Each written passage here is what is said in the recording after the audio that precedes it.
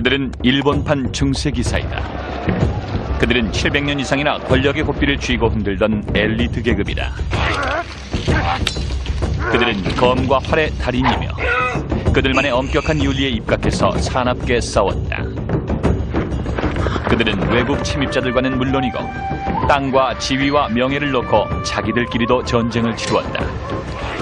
그들의 무예와 자기 단련은 오늘날까지도 이어지고 있다. 그들은 사무라이다.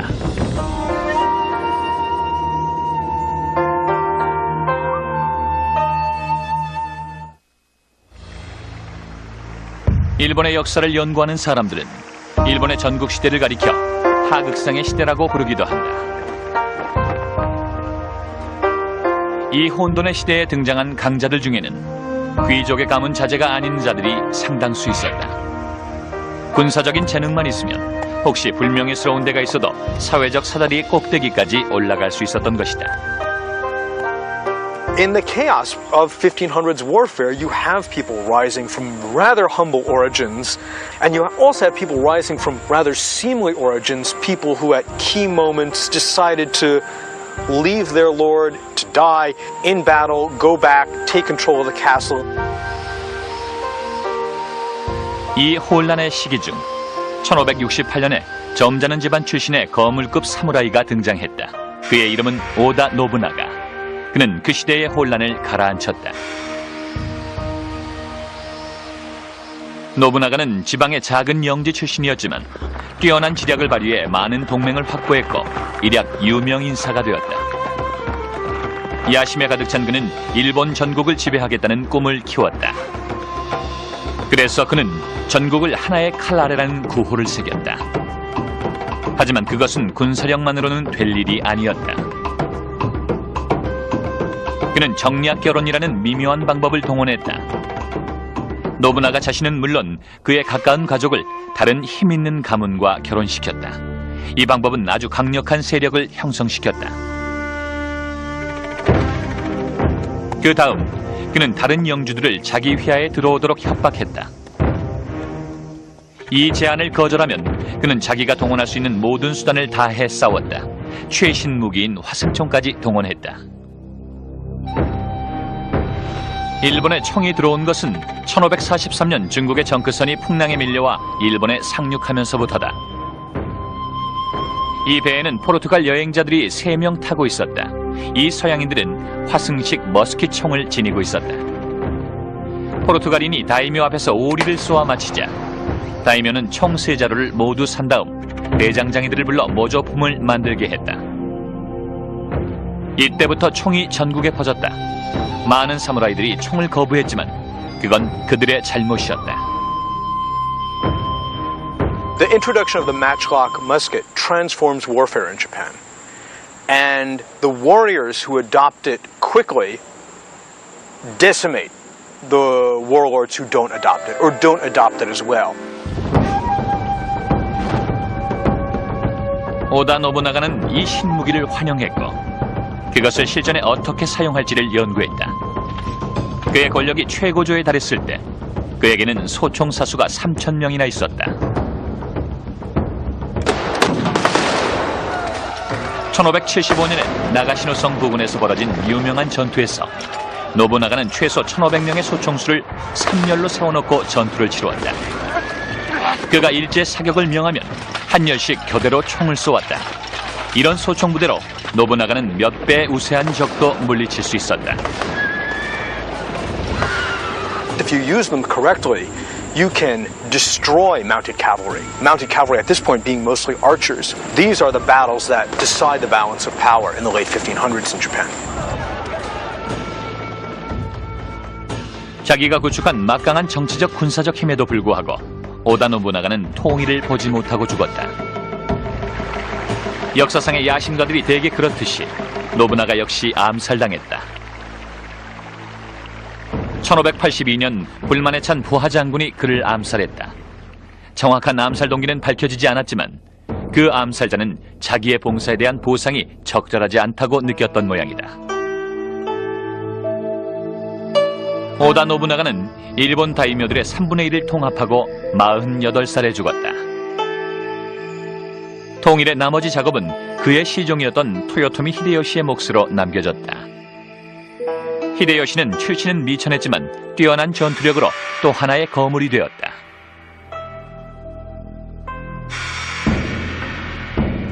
Here is someone who demonstrates the social mobility that comes with constant warfare.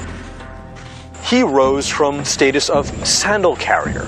This is someone who ran alongside a lord and had his sandals ready when he got off his horse, and he rises to be the supreme warlord in Japan.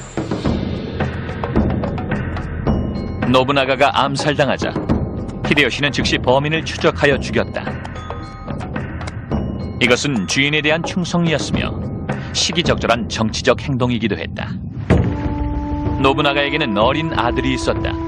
제대로 하자면 그의 후계자가 돼야 하지만 히데요시는 그가 치른 복수의 영광을 이용하여 자기가 권력을 잡아버렸다. But he can't be seen as a usurper because, good heavens, he didn't assassinate Oda Nobunaga. In fact, he tracked down his assassin and punished him. 새로운 다이묘로서 히데요시는 노부나가가 남긴 모든 것을 차지했다. 그는 미묘한 정치 기술과 무자비한 군사력으로 군소 영주들을 계속해서 자기 밑으로 끌어넣었다.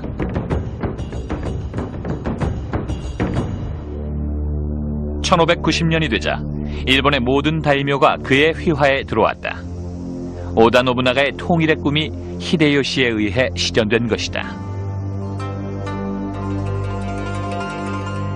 그리고 히데요시는 당시로선 매우 놀라운 조치를 취했다. 오늘날로 치면 총기관리법 같은 것을 제정한 것이다. 그는 농민과 상인들이 소지한 모든 칼을 압수했다. Marvelous pretext for that is, of course, the swords will be melted down and they'll be used to create a huge image of the Buddha. So when you give up your swords, you are not giving up power and you're not giving up a right to defend yourself or a means of defending yourself. You're simply helping Toyotomi Hideyoshi bring the country to peace through the healing powers of this great Buddha image. 히데요시는 칼을 압수하는 데 그치지 않았다. He slams the door on social mobility. He issues edicts saying that if you are not a samurai now, you never will be. And it's probably because, knowing how commoners could rise to power, he was acutely aware of what a threat that could be to his own legitimacy. 그는 국민을 사무라이와 농민 그리고 평민으로 철저히 분리했다. 여기서 산업공상의 4가지 사회계급 제도가 정착되었다. 사무라이, 농민, 공인, 상인 이 순서대로 사무라이를 맨 위층으로 하는 사회계층의 사다리가 만들어지게 된 것이다. People had to choose whether they would be a commoner or a samurai. A samurai meant they had the privilege of having 2 swords and they could serve a lord, but they would lose all ties to their lands. And one who wanted to be a commoner supposedly couldn't have any weapons but could hold land. That's where we really see the division happening. And from that point on, you see all samurais must have 2 swords as a symbol of their status. 칼 2자루는 계급의 상징이요 일종의 배지였다. 마치 오늘날의 경찰관의 견장과도 같은 것이다. 그러나 숨은 목적도 있었다. 장검은 매우 거추장스러웠다. 따라서 집안에 들어서면 장검을 벗어놓는 게 관례였다. 하지만 단검을 차고 있으므로 무장을 완전 해제한 건 아니었다. 평민 계급이 칼 2자루를 찬 사람에게 존경을 표하지 않으면 그것은 바로 죽음이었다. Samurai have, in theory, the right of kiristegomen, which basically means if a commoner does something extremely inappropriate, you can take their head off and then just apologize and explain why this was so offensive. And that's part of how commoners live, with this strange sense that they can get away with a lot, but you never quite know when you're going to cross the line and lose your head. 하지만 히데요시는 그 막강한 권력에도 불구하고 한 가지 공식적인 명예, 쇼군이란 칭호는 얻을 수 없었다. 옛부터 이 직위는 천황만이 줄 수 있었고 또 그것을 받는 자는 옛 미나모토 가문의 후손임을 증명해야 했다. 미나모토 가문이 초대 쇼군이었기 때문이다. 미천원 가문의 출신이었던 히데요시는 쇼군이 될 수 없었다. 그래서 이를 위로하기 위해 아무런 실권은 없지만 그래도 평민들에게 신성한 권위의 상징이었던 천황이 쇼군 대신 섭정이라는 칭호를 히데요시에게 주었다.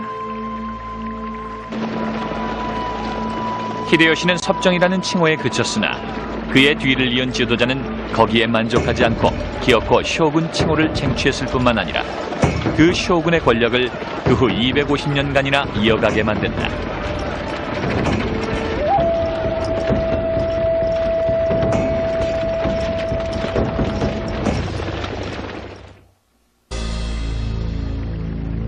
(1598년 9월) 100년이 넘도록 계속되던 일본의 내란 상태에 종지부를 찍은 인물 토요토미 히데요시가 62살로 세상을 떠났다.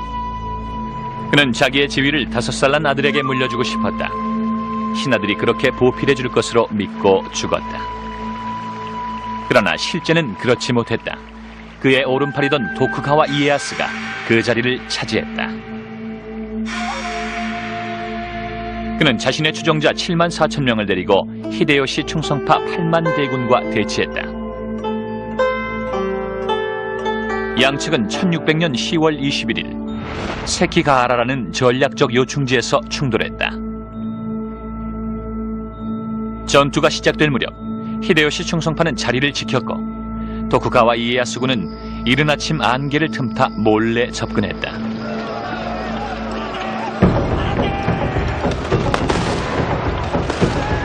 양측 군대가 뒤섞이자 난전이 벌어졌다.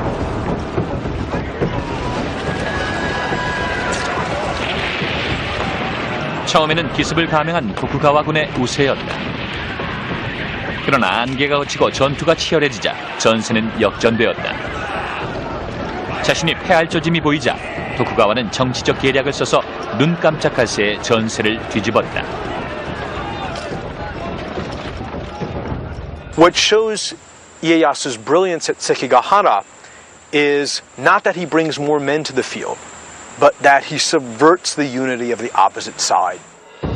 이에야스는 전투 도중 한 중요한 적장에게 사자를 보내 자기 편으로 전향시키는 데 성공했다. 그러자 충성파는 급격히 무너졌다. 이는 사무라이 전투 사상 하나의 드라마다. 결국 도쿠가와 이에야스는 일본에서 경쟁자가 없는 군 지도자가 됐다. 선임자 히데요시와는 달리 도쿠가와는 쇼군 칭호를 기어코 받아냈다. 물론 쇼군은 미나모토 가문 출신이라야 했다. 그러나 도쿠가와는 이 기술적 문제를 교묘하게 피해가는 장치를 만들었다. Tokugawa Ieyasu had to present to the emperors a falsified genealogy in order to prove that he was a descendant of the Minamoto. And of course this was known to the imperial family, but it was a kind of a pro forma thing. And so once a fairly convincing document was presented to them, they could close an eye on whether it was absolutely historically accurate. 1603년 도쿠가와 이에야스는 당당히 쇼군직에 취임했다. 그는 자신의 군사정권의 막부를 에도, 즉 오늘날의 도쿄에 설치했다. 그 후 일본엔 평화가 왔다. 그것은 이에야스의 철권 통치로 이루어진 평화였다. 이 강요된 평화는 인질교환이라는 공식에 의해 유지되었다. 인질교환은 다이묘들이 평화 공존을 위해 전부터 해오던 관습이었다. It wasn't uncommon for daimyo, in order to cement an alliance amongst each other, to exchange relatives. And you'd have some very odd ones, like sending your mother to stay with a new ally, just to show that even though we've met on the battlefield before, I'm not going to attack you. You send me a daughter, you send me a son, I'll send you a daughter, I'll send you my mother, and you'd exchange relatives, really to show that you were committed to not fighting each other, to remaining allies. 이에야스는 모든 다이묘들에게 에도에 있는 쇼군 막부 부근의 주거지를 정하고 일정 기간 거주할 것을 요구했다. they're allowed to maintain a castle in their homeland, and they're allowed to maintain that home base. But every other year, they need to travel to Edo and live in a villa, which can be rather lavish, but can't be particularly well fortified. In fact, it's supposed to be a non-military residence in the shadow of Edo Castle, Tokugawa Ieyasu's castle, and they live there roughly half the time, because they travel there, they live there for a period of maybe 10 months, then they travel back. 그러나 다이묘는 고향집으로 돌아가 지내더라도 그 가족은 에도에 남아야 했다. 그런데다가 새 쇼군은 다이묘의 외유를 감시했다. 그러니 지방 다이묘들이 연합을 하여 반란을 꾀한다는 것은 생각할 수조차 없게 되었다. 그뿐만이 아니었다. 해외로부터 불순한 세력이 들어올 것을 염려한 새 쇼군은 철저한 쇄국 정책을 썼다. 일본인은 해외여행 금지였고 외국인은 극소수만이 일본을 방문하거나 일본의 무역 거점을 마련할 수 있었다. He divided his enemies so brilliantly that by the time he dies, the Tokugawa regime is this solid dynasty that lasts over 250 years. 이처럼 평화가 오래도록 지속되자 사무라이 문화와 정체성의 변화가 생겨났다. 과거 600년간 사무라이의 목적은 전쟁이었다. 사무라이는 농사나 건축 또는 상업 같은 일을 하지 않았다. 전쟁을 하거나 준비하는 일이 그들의 몫이었다. 그러나 도쿠가와 쇼군 통치로 오랜 평화가 지속되자 사무라이들은 도무지 할 일이 없었다. 땅에서 수입이 계속 나오니 전투 기술은 연마할 필요조차 없었다. The samurai could literally do nothing. They could be idle from morning till night. They could read books. They could philosophize about the beauty of honor and nobility and committing seppuku and all that. And they didn't have to have a real job. 그러나 목적의식을 가진 많은 사무라이들이 가르침과 연구에 몰두했다. 각종 무예 학교가 생겨났다. 특히 검술을 거의 도의 경지로 승화시킨 검도 학교가 발달하게 되었다. If you're going to train in some sort of martial art, you might as well train primarily with the weapon that you're always carrying as opposed to training in spearmanship or archery or whatever, because you're not ever going to use that. If you're ever going to get into a street fight with a weapon, for example, or whatever, you're probably going to defend yourself with your swords. 그러나 모든 사무라이가 다 무예 사범이 된 것은 아니다. 사무원이나 관료가 된 자도 있었고 시인이나 예술가 또는 수도사가 된 사무라이도 있었다. 그들은 집중력과 사명감을 가지고 새 분야에 몰두했다. 그렇게 함으로써 사회 지도층으로서 평민의 위에 설 수 있는 확신을 얻기에 이른다. Warrior behavior became stylized, where the importance of martial arts, the importance of spiritual beliefs, all those things that we associate with the samurai, I really see as being a creation of the 17th century. When we have peace in Japan, and we have to find out, well, we have these sword-bearing officials who get income. What is their purpose? There's no wars. And I think that there's this real sense that they try to create this sort of code of conduct. 17세기 말에서 18세기 초 사이에 몇몇 사무라이 학자들이 모든 사무라이들이 지키며 살아야 할 규칙을 서면으로 작성했다. 이 규칙들은 서로 비슷했는데 개인의 명예, 무예 연마, 모범적인 사회생활, 그리고 가장 중요한 것으로 주군에 대해 목숨을 바치는 충성심 따위를 내용으로 한다. 이런 것들을 집합적으로 사무라이 강령이라고 부르게 되었다. 이런 강령을 수록한 책 가운데 하나가 하가쿠레라는 책인데 이 책은 자기 희생의 중요성을 강조하면서 사무라이의 생활 준칙을 상세하게 정하고 있다.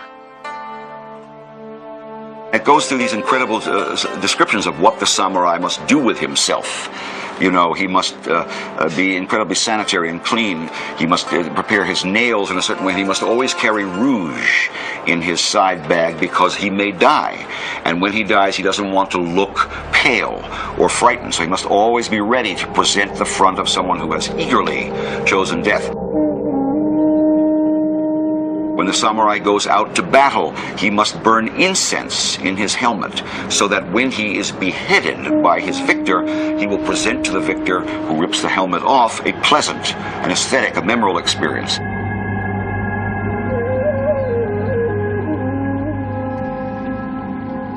하가쿠레의 이런 탐미적인 내용은 평화시에나 볼 수 있는 사치스러운 것들이었다. 전쟁이 빈번하던 시기의 사무라이 행동 강령은 훨씬 달랐다.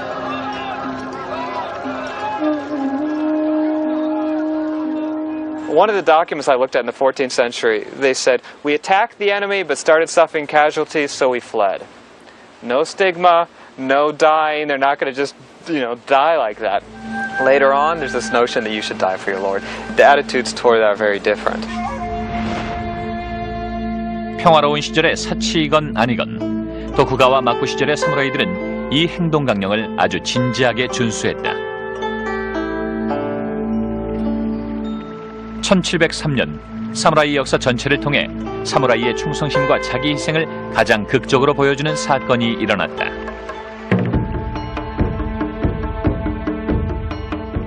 아사노 나가노리는 아코의 다이묘였다. 아코는 오사카 남서쪽 160km에 있다. 나가노리는 쇼군의 궁전에서 의전 임무를 부여받고 의전과 예절 훈련을 받았다.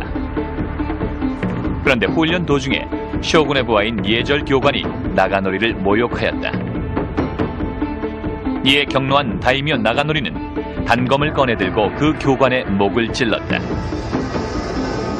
He didn't manage to kill him, he managed to wound him, but drawing a weapon and attacking another samurai within the shogun's castle is a capital offense, and so he was immediately arrested and sentenced to commit seppuku. 나가노리는 즉시 명령에 따라 할복 자살 의식을 거행하며 죽었다. 나가노리가 죽자 막부는 그의 토지를 몰수했다. 따라서 나가노리의 무사들은 론인, 즉 낭인이 되었다. 낭인은 주군이 없는 사무라이이므로 집도 수입도 없는 처지가 된다. In the medieval period, this was never really a problem because there's constant warfare, lots of armies that are willing to employ unemployed fighting men. During the Tokugawa period, when there's no warfare and there are no wars and armies are circumscribed and defined by centralized authority, there's less outlet for people who lose their jobs, and so it becomes a bigger sort of problem. 나가노리의 사무라이였던 오이시 구라노스케가 전직 동료들 규합해서 복수를 제안하자 46명이 이에 동의했다. Rather than immediately attacking the man who they identified as responsible for their master's downfall, the guy that he'd attacked, figuring that he would be expecting it and be prepared to defend himself up front, they basically laid low for 3 years and pretended to go along with shogunal orders and accept their fate. 구라노스케를 비롯한 47명의 낭인들은 뿔뿔이 헤어져 기술자나 노동자 노릇을 하며 지냈다. 오이시는 주정뱅이 불황자로 떠돌며 타락한 생활을 했다. 철저한 위장 생활이었다. 결국 오이시의 예상대로 원수는 위험을 벗어난 줄 알고 경계를 풀었다. 그러자 론인들이 움직이기 시작했다. They met according to prearranged plan, assembled themselves and staged a night attack on the guy's house, found him cowering in a closet, dragged him out, killed him, decapitated him, and then delivered the head to the grave of their master, and then presented themselves to the authorities to be arrested for participating in an illegal vendetta. 이 47명은 할복 명령을 받았고 저는 명령대로 자결했다. 조용하고 평화롭던 일본인들은 이 사건에 깜짝 놀랐다. 그러나 동시에 충성과 자기 희생이라는 고상한 사무라이 정신이 아직 살아있다는 긍지를 느꼈다.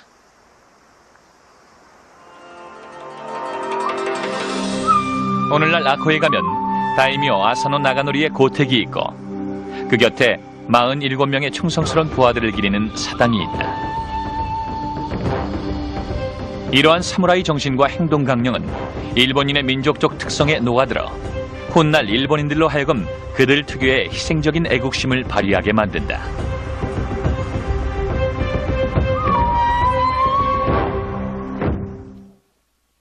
역시 인사돌! 보니까 다르지? 진짜 좋아졌어. 거봐. 아, 참고 용하네. 기가 막히다니까요. 대한민국 인범량 인사돌. 인사돌 구원할 만하죠. 써보면 다 알아요. 역시 인사돌. 그 참 신통하네. 쓰길 잘했죠? 어때? 살맛나지? 이 정도는 거뜬합니다. 대한민국 인범량 인사돌. 인사돌 구원할 만하죠. 써보면 다 알아요.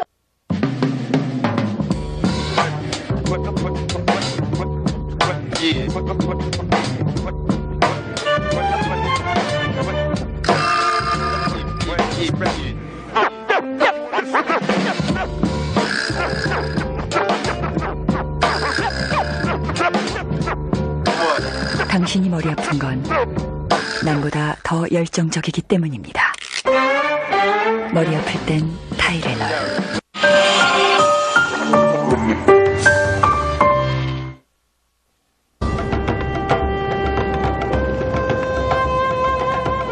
(1853년 7월 8일) 머시어 시 페리 제독이 이끄는 4척의 미국 전함이 에도만에 들어왔다.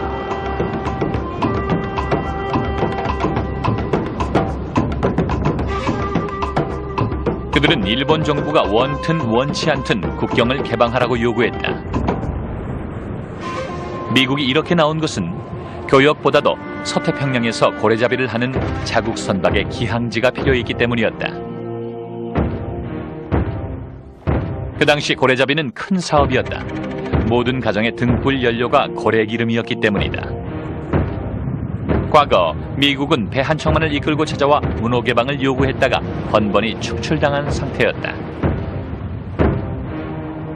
When Perry came in, he was more effective than the earlier people because he had a formidable fleet. And he stationed it right off of Edo, which is the largest city, and disrupted the supply of foods to the capital. 일본은 뛰어난 연안 해군을 보유하고 있었지만 페리의 중무장 전함들을 상대로 싸울 능력은 없었다. 거기다 미국은 무기와 화력이 엄청나게 앞서 있었다. 미군의 신식 대포와 라이플 소총은 사무라이의 갑옷은 물론 다이묘의 성벽조차도 뚫을 수 있었다. 그에 비해서 일본이 가진 총이란 310년 전 포르투갈인이 가져온 화승총이 전부였다. 250년 동안의 평화 때문에 무기의 발전이 없었던 것이다. 페리가 전혀 물러갈 기색을 보이지 않자 도쿠가와 막부는 마지못해 그를 받아들였다. What they did, though, they opened up a consulate in an incredibly remote port. It was still very isolated, so it still took a number of years for things to change. So the Tokugawa really tried to limit his actions. 여러 차례의 독촉 끝에 미국은 보다 접근이 가능한 항구를 열게 만들었다. The first treaty was not a treaty for commercial purposes. It was just a treaty of goodwill, so to speak. The second treaty, which came a few years later, was for trade, where the barbarians could come into Japan, set up trading posts, and actually have free reign of certain areas in Japan. And the samurai didn't like that. 일본 지도자들은 쇄국을 포기한 게 아니었다. 단지 시간을 벌고 있을 뿐이었다. 그들은 서구의 군사기술과 현대 무기를 열심히 연구했다. 빨리 힘을 키워서 외국인을 내쫓자는 속셈이었다.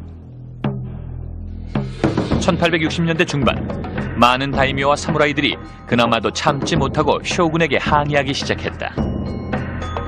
Basically, they were afraid that Japan was going to be another China. Remember, Great Britain had subjugated parts of China, Hong Kong, and India.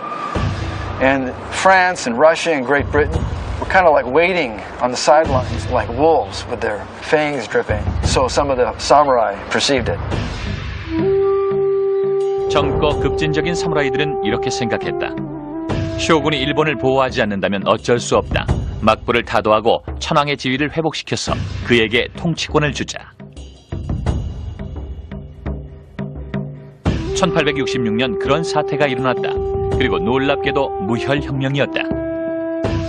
그해 연로한 쇼군 도쿠가와 이에모치가 죽고 도쿠가와 요시노부가 뒤를 이었다.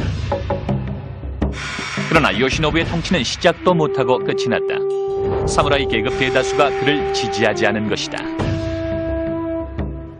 1867년 11월 나라가 내란 상태에 빠질 것을 염려한 쇼군 도쿠가와 요시노부는 젊은 천황 메이지에게 전권을 넘겼다. 700년 계속되던 무인 정치가 덧없이 막을 내린 것이다.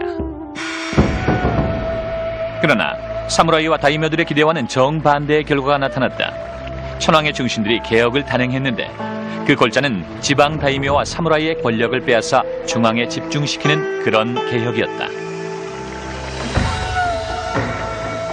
Tokyo increasingly is saying we will show central authority by first replacing daimyo with governors and then replacing those governors with men from other parts of Japan to show that it's Tokyo's authority that holds sway even in the countryside. 드디어 치욕적인 법이 선포되었다.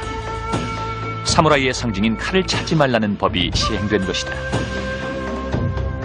1877년 보수적인 남서부 사스마의 사무라이들이 벌기했다. 사이고 타카모리를 지도자로 하여 보수주의 사무라이 9,000명이 반란을 일으킨 것이다.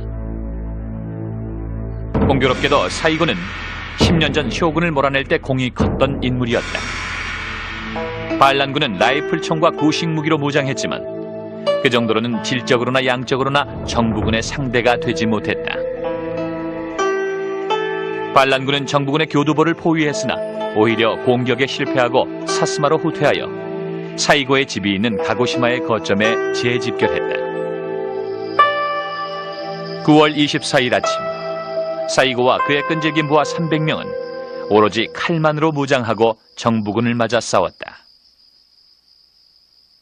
They want the symbolism of the swords. They're also out of gunpowder. And they've spent the evening before writing poems about it. They've spent the evening before celebrating their deaths. And it's all but choreographed.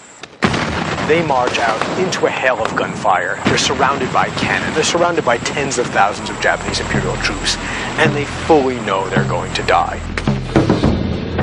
반란을 일으킨 사무라이의 대부분이 그 자리에서 죽었다.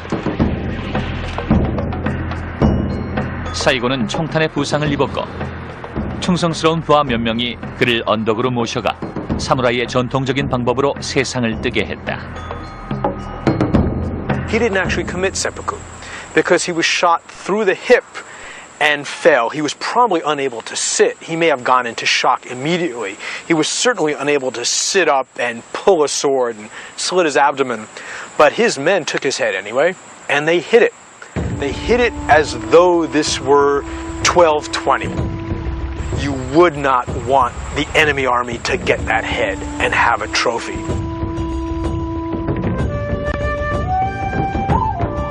사스마 반란 진압을 끝으로 메이지 정부의 현대적 개혁에 대한 더 이상의 폭력적 저항은 없어졌다. After 1877, no one thinks that force of arms are going to preserve the samurai way of life anymore, and everyone recognizes that you basically have to take this new Meiji state on its own terms. 사무라이 전사의 시대는 갔어도 그래도 사무라이 시대의 유산은 일본인들의 가슴속에 여전히 남아있었다. 사스마 반란이 있은 지 겨우 20년이 지난 1898년 일본 시민 몇 명이 도쿄의 공원에 사이고 타카모리의 동상을 세웠다. 정부 관리들의 신경을 곤두세운 이 사건은 진정한 마지막 사무라이를 추모하는 일본인들의 감정을 반영하는 사건이었다.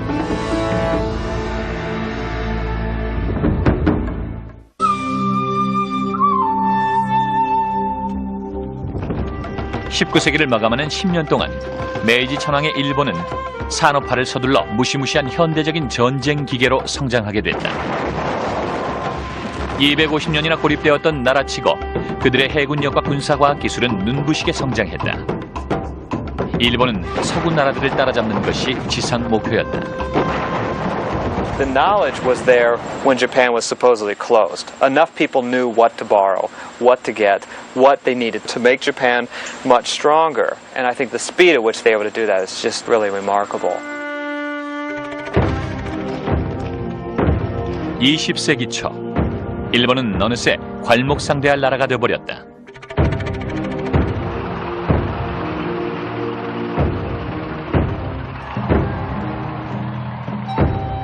사회적 계급으로서의 사무라이는 이미 존재하지 않았지만 사무라이의 신조와 관습, 가치관은 의무교육 시스템 속에 용해되어 어린 학생들에게 주입되었다.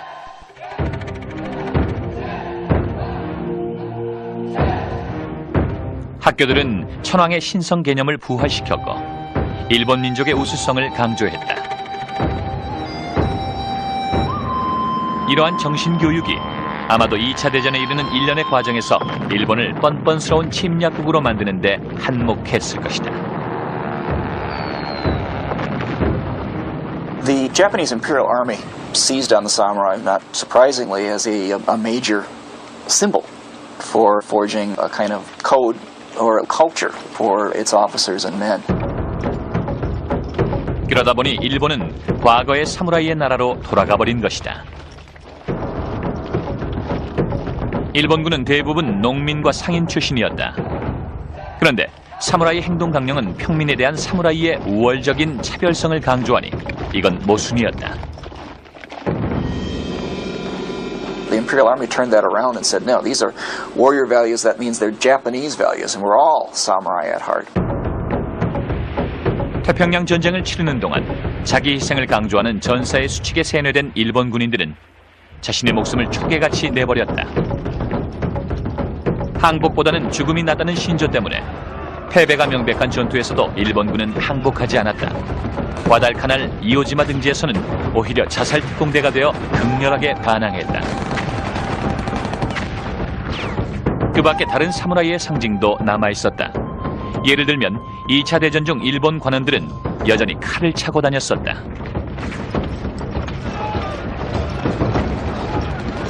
You even have pilots carrying samurai swords with them in the cockpits of their planes. 가장 극적인 예는 카미카제이다. 이 자살 비행기들은 적의 함선에 일부러 추락하여 자폭했다. 13세기에 몽골 함대를 물리쳐준 신의 바람이라는 뜻인 카미카제가 현대의 조종사들을 과거의 영광에 연결시킨 선동적인 이름이 된 것이다.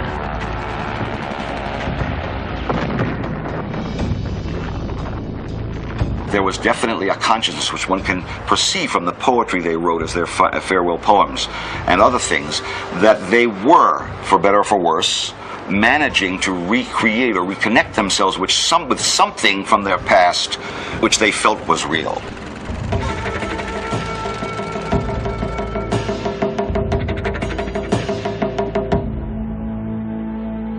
그러나 1945년 2차 대전 패배 이후 사무라이의 긍지나 무사의 도는 자취를 감추었다. 그리고 몇 년이 흘렀다. 하지만 1970년대에 들어서자 다시 수면 위로 떠오르기 시작했다. 그 극단적인 이해가 유명한 소설가 미시마 유키오다. 극렬 민족주의자인 그는 일본 헌법은 메이드 인 USA에 불과하다며 자위대 본부 앞에서 미니 반란을 연출하였다. 미시마는 과거의 사무라이에 취임취한 인물이었다. 그는 무서도의 고전적 교본인 하가쿠레에 크게 영향을 받았고 1인 반란 시위를 마친 후 결국은 할복자살로 생을 마감했다. 1970년 11월 25일 이 유명한 작가는 그의 추종자 몇 명과 함께 엉터리 구실을 대고 자위대 본부에 들어온 후 자위대 총감을 인질로 잡고 소동을 피웠다. He said, please assemble the 900 fellows on the base here. I need to talk to them. And he stepped out on the balcony and delivered himself a beautifully written manifesto while helicopters and the press swirled around him overhead. 미시마는 자위대원들에게 함께 골기하여 천황폐하와 일본 군국주의의 영광을 되찾자고 외쳤다. He knew full well, in my opinion, that would never happen. But he wanted, in my view, the death which this allowed him to die. 자위대원들이 야유하자 그는 서둘러 연설을 끝내고 안으로 들어갔다. 그리고 추종자 2명의 도움을 받아 옛 사무라이식 자살을 감행했다. 그가 어려서부터 동경해오던 죽음이었다. In front of the horrified commandant, he opened his belly and was then beheaded by his second in command, a young man who is now also venerated by the Japanese right, who then also committed harakiri himself and was beheaded by a third of these fellows.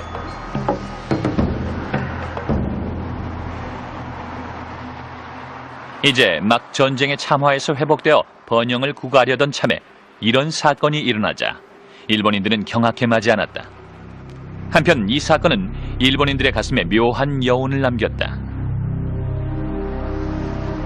Many people, although it was dangerous to do so, were moved by this in ways that they were careful about expressing following it.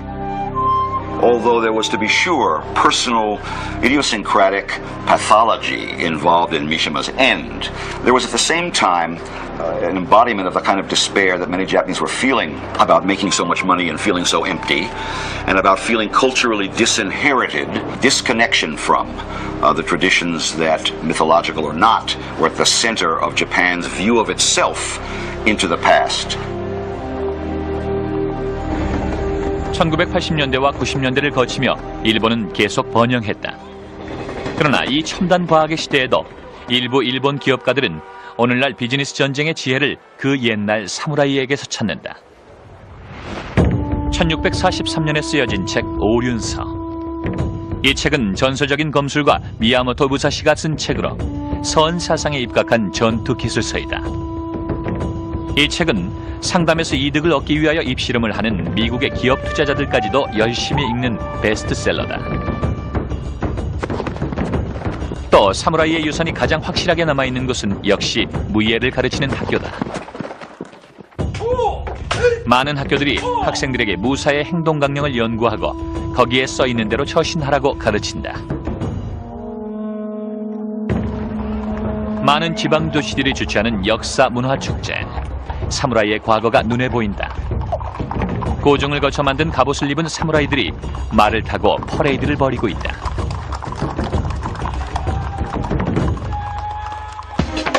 끝으로 사무라이는 대중문화의 주요 소재이기도 하다. 사무라이는 영화나 비디오 게임의 제작자들이 애용하는 소재이다. Even though the samurai as a class no longer exists, interest in them, interest in the martial arts, even if you look at Star Wars with the lightsabers, you know, I mean, it's something which I almost think is still alive. And it's not confined to Japan. 칼과 활의 길, 사무라이의 길은 가혹한 길이다.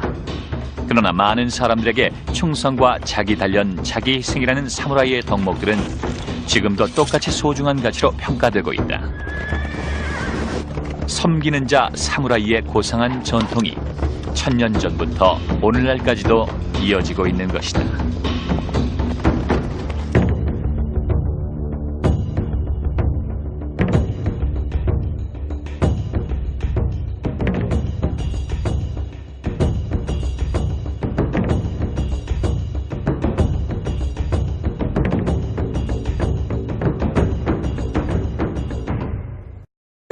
in Japan. 자기가 구축한 막강한 정치적 군사적 힘에도 불구하고 오다 노부나가는 통일을 보지 못하고 죽었다. 역사상의 야심가들이 대개 그렇듯이 노부나가 역시 암살당했다.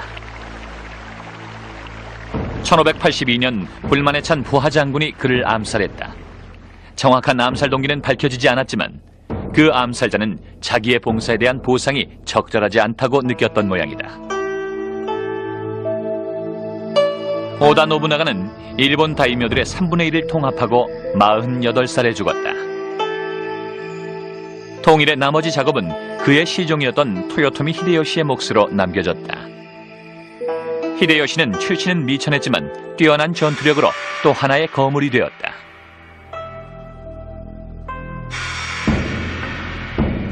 Here is someone who demonstrates the social mobility that comes with constant warfare. He rose from status of sandal carrier. This is someone who ran alongside a lord and had his sandals ready when he got off his horse, and he rises to be the supreme warlord in Japan. 노부나가가 암살당하자 히데요시는 즉시 범인을 추적하여 죽였다. 이것은 주인에 대한 충성이었으며 시기적절한 정치적 행동이기도 했다. 노부나가에게는 어린 아들이 있었다. 제대로 하자면 그의 후계자가 돼야 하지만 히데요시는 그가 치른 복수의 영광을 이용하여 자기가 권력을 잡아버렸다. but he can't be seen as a usurper because, good heavens, he didn't assassinate Oda Nobunaga. In fact, he tracked down his assassin and punished him. 새로운 다이묘로서 히데요시는 노부나가가 남긴 모든 것을 차지했다. 그는 미묘한 정치 기술과 무자비한 군사력으로 군소 영주들을 계속해서 자기 밑으로 끌어넣었다.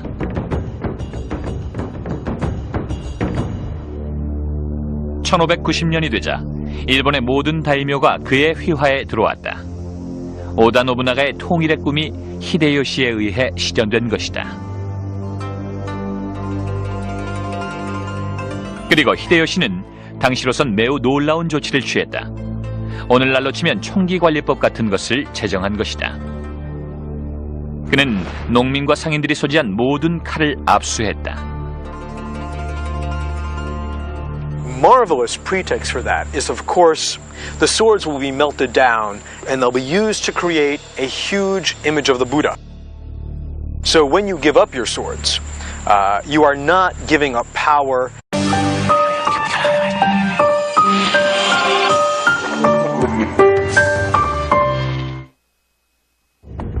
그들은 일본판 중세기사이다.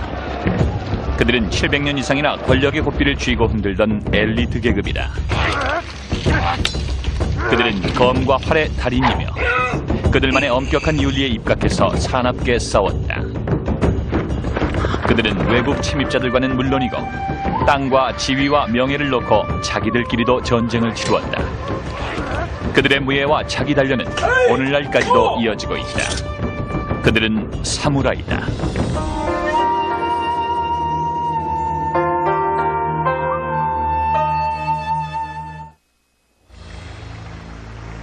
일본의 역사를 연구하는 사람들은 일본의 전국시대를 가리켜 하극상의 시대라고 부르기도 한다.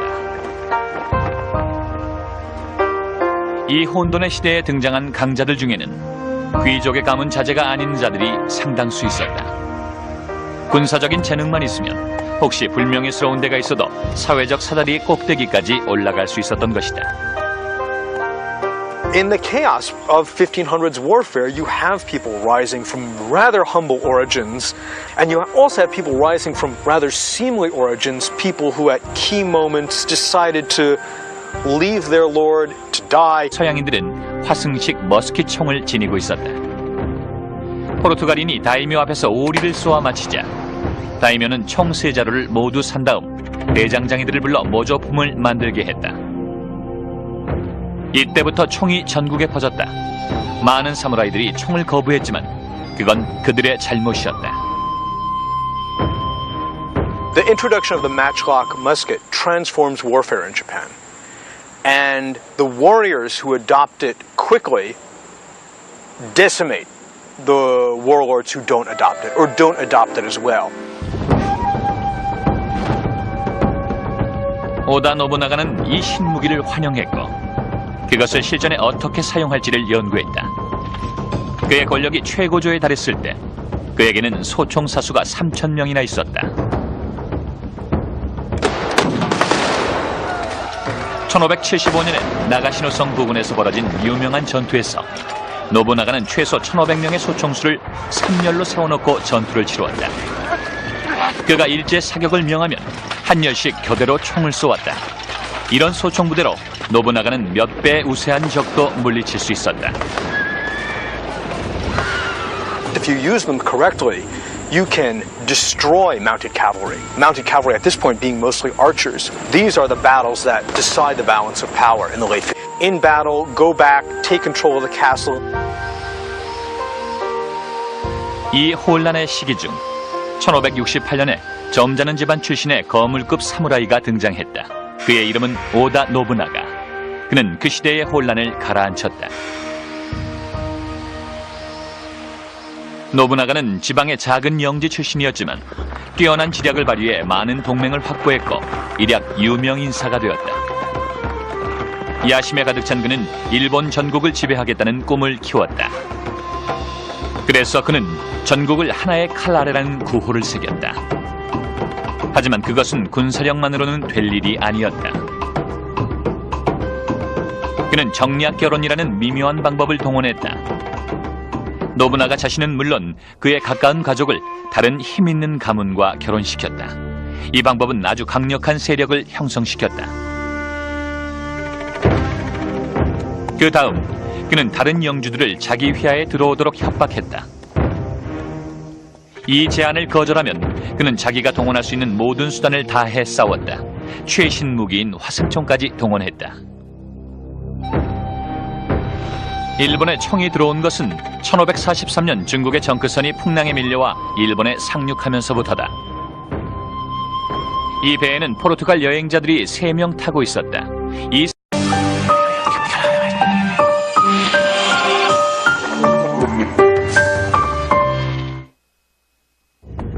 그들은 일본판 중세기사이다. 그들은 700년 이상이나 권력의 고삐를 쥐고 흔들던 엘리트 계급이다. 그들은 검과 활의 달인이며 그들만의 엄격한 윤리에 입각해서 사납게 싸웠다. 그들은 외국 침입자들과는 물론이고 땅과 지위와 명예를 놓고 자기들끼리도 전쟁을 치루었다. 그들의 무예와 자기 단련은 오늘날까지도 이어지고 있다. 그들은 사무라이다.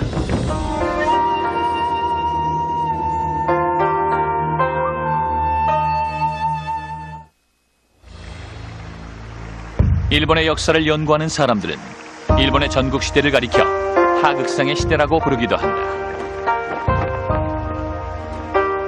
이 혼돈의 시대에 등장한 강자들 중에는 귀족의 가문 자제가 아닌 자들이 상당수 있었다.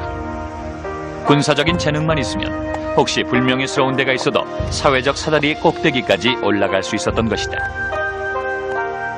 In the chaos of 1500s warfare, you have people rising from rather humble origins, and you also have people rising from rather seemly origins, people who at key moments decided to leave their lord, to die in battle, go back, take control of the castle. 이 혼란의 시기 중 1568년에 점잖은 집안 출신의 거물급 사무라이가 등장했다. 그의 이름은 오다 노부나가. 그는 그 시대의 혼란을 가라앉혔다. 노부나가는 지방의 작은 영지 출신이었지만 뛰어난 지략을 발휘해 많은 동맹을 확보했고 일약 유명 인사가 되었다. 야심에 가득 찬 그는 일본 전국을 지배하겠다는 꿈을 키웠다. 그래서 그는 전국을 하나의 칼 아래라는 구호를 새겼다. 하지만 그것은 군사력만으로는 될 일이 아니었다. 그는 정략 결혼이라는 미묘한 방법을 동원했다. 노부나가 자신은 물론 그의 가까운 가족을 다른 힘있는 가문과 결혼시켰다. 이 방법은 아주 강력한 세력을 형성시켰다. 그 다음 그는 다른 영주들을 자기 휘하에 들어오도록 협박했다. 이 제안을 거절하면 그는 자기가 동원할 수 있는 모든 수단을 다해 싸웠다. 최신 무기인 화승총까지 동원했다. 일본에 총이 들어온 것은 1543년 중국의 정크선이 풍랑에 밀려와 일본에 상륙하면서부터다. 이 배에는 포르투갈 여행자들이 3명 타고 있었다. 이 서양인들은 화승식 머스킷 총을 지니고 있었다.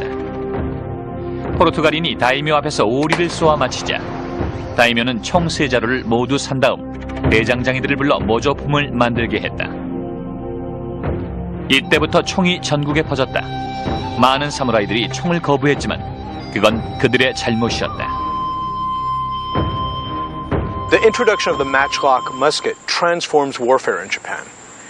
And the warriors who adopt it quickly decimate the warlords who don't adopt it, or don't adopt it as well.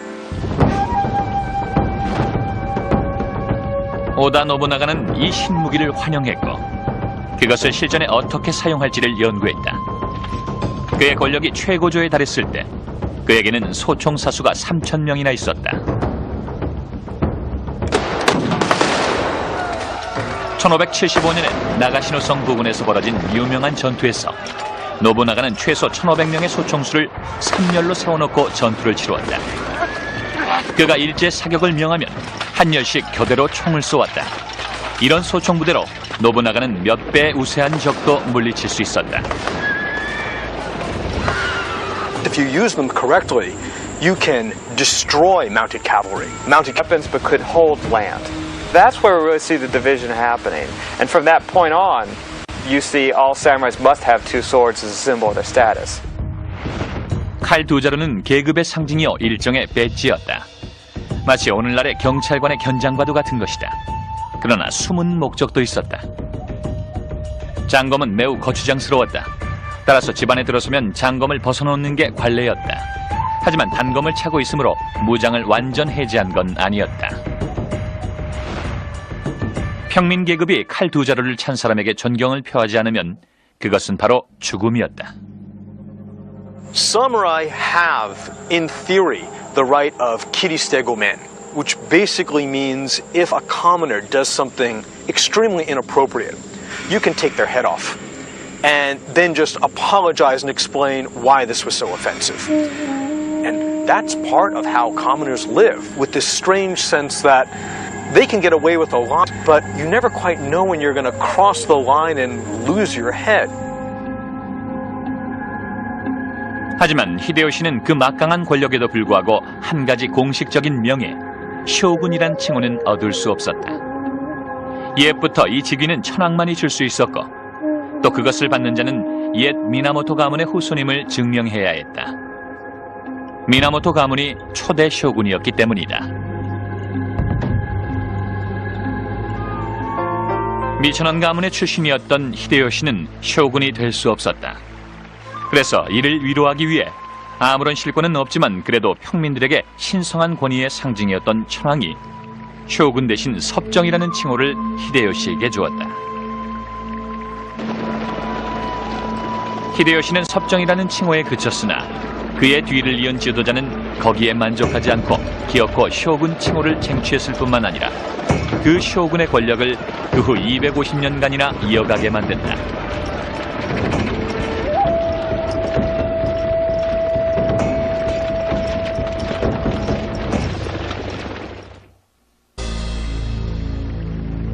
(1598년 9월) 100년이 넘도록 계속되던 일본의 내란 상태에 종지부를 찍은 인물 토요토미 히데요시가 62살로 세상을 떠났다.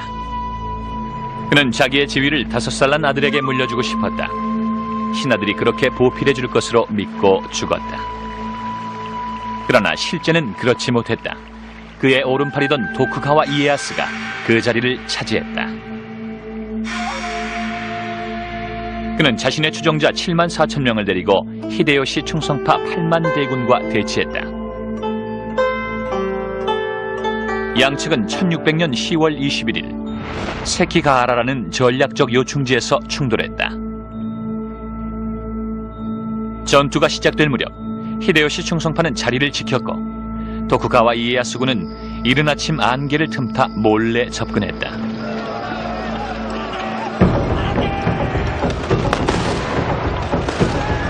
양측 군대가 뒤섞이자 난전이 벌어졌다.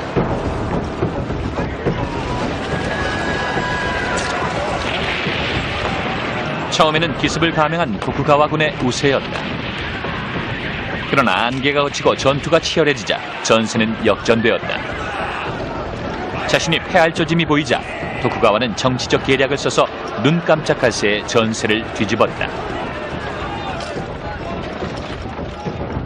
What shows Ieyasu's brilliance at Sekigahara is not that he brings more men to the field, but that he subverts the unity of the opposite side. 이에야스는 전투 도중 한 중요한 적장에게 사자를 보내 자기 편으로 전향시키는 데 성공했다. 그러자 충성파는 급격히 무너졌다. 이는 사무라이 전투사상 하나의 드라마다. 결국 도쿠가와 이에야스는 일본에서 경쟁자가 없는 군 지도자가 됐다. Cavalry at this point being mostly archers, these are the battles that decide the balance of power in the late 1500s in Japan.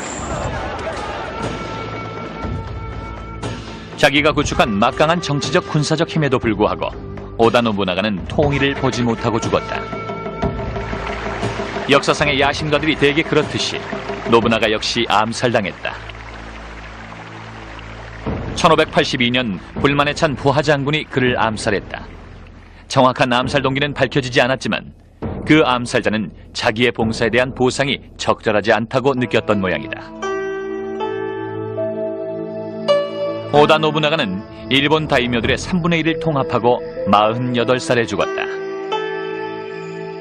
통일의 나머지 작업은 그의 시종이었던 토요토미 히데요시의 몫으로 남겨졌다. 히데요시는 출신은 미천했지만 뛰어난 전투력으로 또 하나의 거물이 되었다.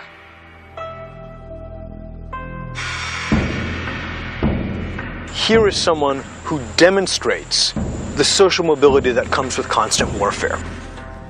He rose from status of sandal carrier. This is someone who ran alongside a lord and had his sandals ready when he got off his horse, and he rises to be the supreme warlord in Japan. 노부나가가 암살당하자 히데요시는 즉시 범인을 추적하여 죽였다.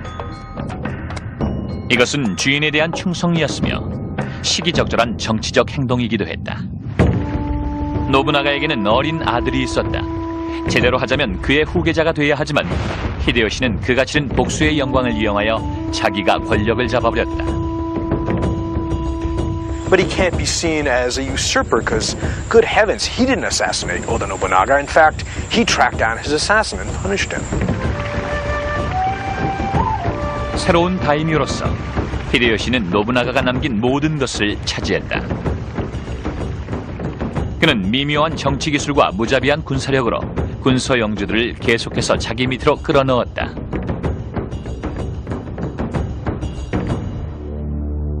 (1590년이) 되자 일본의 모든 다이묘가 그의 휘하에 들어왔다. 오다 노부나가의 통일의 꿈이 히데요시에 의해 실현된 것이다. 그리고 히데요시는 당시로선 매우 놀라운 조치를 취했다. 오늘날로 치면 총기관리법 같은 것을 제정한 것이다. 그는 농민과 상인들이 소지한 모든 칼을 압수했다. Marvelous pretext for that is, of course, the swords will be melted down and they'll be used to create a huge image of the Buddha. So when you give up your swords, you are not giving up power and you're not giving up a right to defend yourself or a means of defending yourself. You're simply helping Toyotomi Hideyoshi bring the country to peace through the healing powers of this great Buddha image. 히데요시는 칼을 압수하는 데 그치지 않았다. He slams the door on social mobility. He issues edicts saying that if you are not a samurai now, you never will be. And it's probably because knowing how commoners could rise to power, he was acutely aware of what a threat that could be to his own legitimacy. 그는 국민을 사무라이와 농민 그리고 평민으로 철저히 분리했다. 여기서 산농공상의 4가지 사회 계급 제도가 정착되었다. 사무라이, 농민, 공인, 상인 이 순서대로 사무라이를 맨 위층으로 하는 사회계층의 사다리가 만들어지게 된 것이다. People had to choose whether they would be a commoner or a samurai. A samurai meant they had the privilege of having 2 swords and they could serve a lord, but they would lose all ties to their lands. And one who wanted to be a commoner supposedly couldn't have any weapons. 선임자 히데요시와는 달리 도쿠가와는 쇼군 칭호를 기어코 받아냈다. 물론 쇼군은 미나모토 가문 출신이라야 했다. 그러나 도쿠가와는 이 기술적 문제를 교묘하게 피해가는 장치를 만들었다. Tokugawa Ieyasu had to present to the emperors a falsified genealogy in order to prove that he was a descendant of the Minamoto. And of course this was known to the imperial family, but it was a kind of a pro forma thing. And so once a fairly convincing document was presented to them, they could close an eye on whether it was absolutely historically accurate. 1603년 도쿠가와 이에야스는 당당히 쇼군직에 취임했다. 그는 자신의 군사정권의 막부를 에도, 즉 오늘날의 도쿄에 설치했다. 그 후 일본엔 평화가 왔다. 그것은 이에야스의 철권 통치로 이루어진 평화였다. 이 강요된 평화는 인질교환이라는 공식에 의해 유지되었다. 인질 교환은 다이묘들이 평화 공존을 위해 전부터 해오던 관습이었다. It wasn't uncommon for daimyo, in order to cement an alliance amongst each other, to exchange relatives. And you'd have some very odd ones, like sending your mother to stay with a new ally, just to show that even though we've met on the battlefield before, I'm not going to attack you. You send me a daughter, you send me a son, I'll send you a daughter, I'll send you my mother, and you'd exchange relatives, really to show that you were committed to not fighting each other, to remaining allies. 이에야스는 모든 다이묘들에게 에도에 있는 쇼군 막부 부근의 주거지를 정하고 일정 기간 거주할 것을 요구했다. They're allowed to maintain a castle in their homeland, and they're allowed to maintain that home base. But every other year, they need to travel to Edo and live in a villa, which can be rather lavish, but can't be particularly well fortified. In fact, it's supposed to be a non-military residence in the shadow of Edo Castle, Tokugawa Ieyasu's castle, and they live there roughly half the time, because they travel there, they live there for a period of maybe 10 months, then they travel back. 그러나 다이묘는 고향집으로 돌아가 지내더라도 그 가족은 에도에 남아야 했다. 그런데다가 새 쇼군은 다이묘의 외유를 감시했다. 그러니 지방 다이묘들이 연합을 하여 반란을 꾀한다는 것은 생각할 수조차 없게 되었다. 그뿐만이 아니었다. 해외로부터 불순한 세력이 들어올 것을 염려한 새 쇼군은 철저한 쇄국 정책을 썼다. 일본인은 해외여행 금지였고 외국인은 극소수만이 일본을 방문하거나 일본의 무역 거점을 마련할 수 있었다. He divided his enemies so brilliantly that by the time he dies, the Tokugawa regime is this solid dynasty that lasts over 250 years. 이처럼 평화가 오래도록 지속되자 사무라이 문화와 정체성의 변화가 생겨났다. 과거 600년간 사무라이의 목적은 전쟁이었다. 사무라이는 농사나 건축 또는 상업 같은 일을 하지 않았다.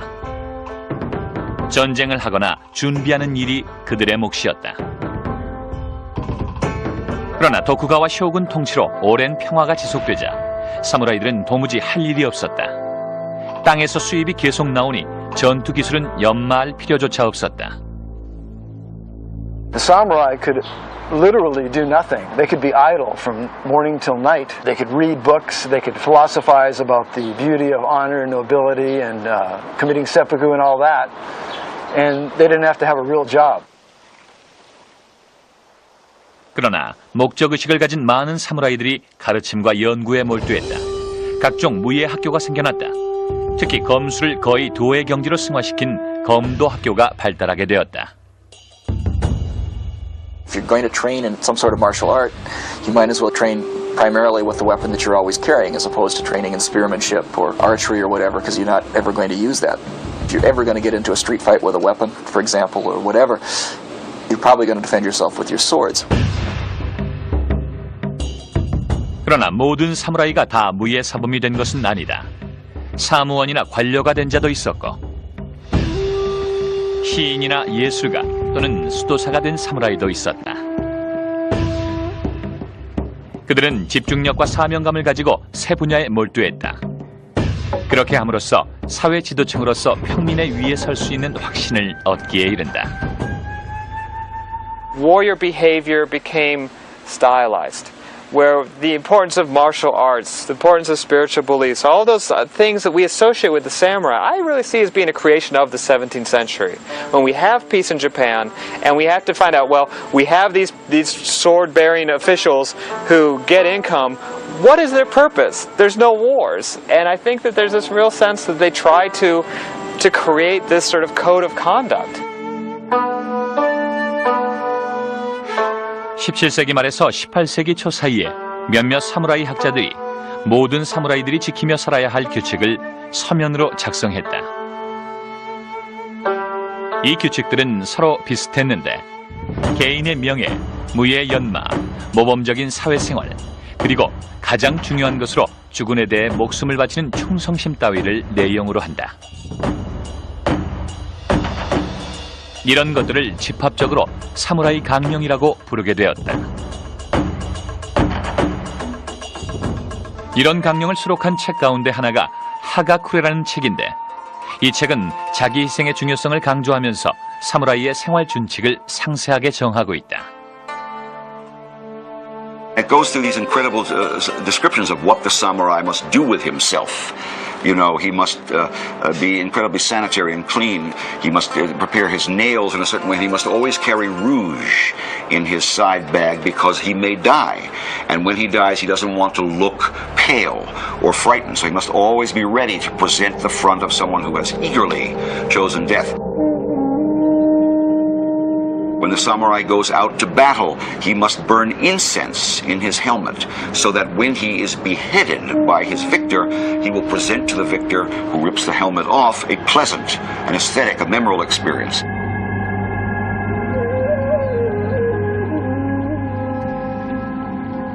하가쿠레의 이런 탐미적인 내용은 평화시에나 볼 수 있는 사치스러운 것들이었다.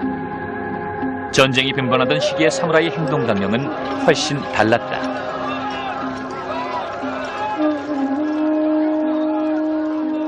One of the documents I looked at in the 14th century, they said, we attacked the enemy but started suffering casualties, so we fled.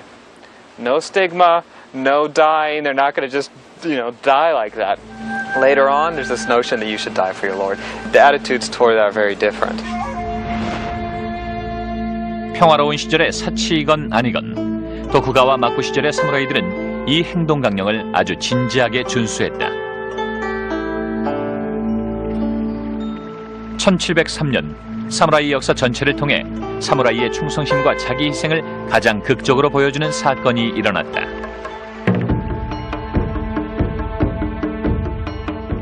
아사노 나가노리는 아코의 다이묘였다. 아코는 오사카 남서쪽 160km에 있다. 나가노리는 쇼군의 궁전에서 의전 임무를 부여받고 의전과 예절 훈련을 받았다. 그런데 훈련 도중에 쇼군의 부하인 예절 교관이 나가노리를 모욕하였다. 이에 격노한 다이묘 나가노리는 단검을 꺼내들고 그 교관의 목을 찔렀다. 도쿠가와 이에야스군은 이른 아침 안개를 틈타 몰래 접근했다.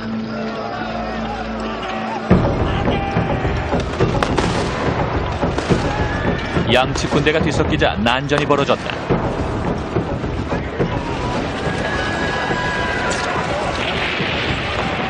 처음에는 기습을 감행한 도쿠가와군의 우세였다.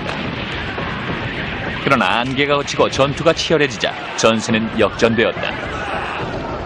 자신이 패할 조짐이 보이자 도쿠가와는 정치적 계략을 써서 눈 깜짝할 새에 전세를 뒤집었다. What shows Ieyasu's brilliance at Sekigahara is not that he brings more men to the field, but that he subverts the unity of the opposite side. 이에야스는 전투 도중 한 중요한 적장에게 사자를 보내 자기 편으로 전향시키는 데 성공했다. 그러자 충성파는 급격히 무너졌다. 이는 사무라이 전투 사상 하나의 드라마다. 결국 도쿠가와 이에야스는 일본에서 경쟁자가 없는 군 지도자가 됐다. 선임자 히데요시와는 달리 도쿠가와는 쇼군 칭호를 기어코 받아냈다. 물론 쇼군은 미나모토 가문 출신이라야 했다. 그러나 도쿠가와는 이 기술적 문제를 교묘하게 피해가는 장치를 만들었다. Tokugawa Ieyasu had to present to the emperors a falsified genealogy in order to prove that he was a descendant of the Minamoto. And of course this was known to the imperial family, but it was a kind of a pro forma thing. And so once a fairly convincing document was presented to them, they could close an eye on whether it was absolutely historically accurate. 1603년 도쿠가와 이에야스는 당당히 쇼군직에 취임했다. 그는 자신의 군사정권의 막부를 에도, 즉 오늘날의 도쿄에 설치했다. 그 후 일본엔 평화가 왔다. 그것은 이에야스의 철권 통치로 이루어진 평화였다. 이 강요된 평화는 인질교환이라는 공식에 의해 유지되었다. 인질 교환은 다이묘들이 평화 공존을 위해 전부터 해오던 관습이었다. It wasn't uncommon for daimyo, in order to cement an alliance amongst each other, to exchange relatives.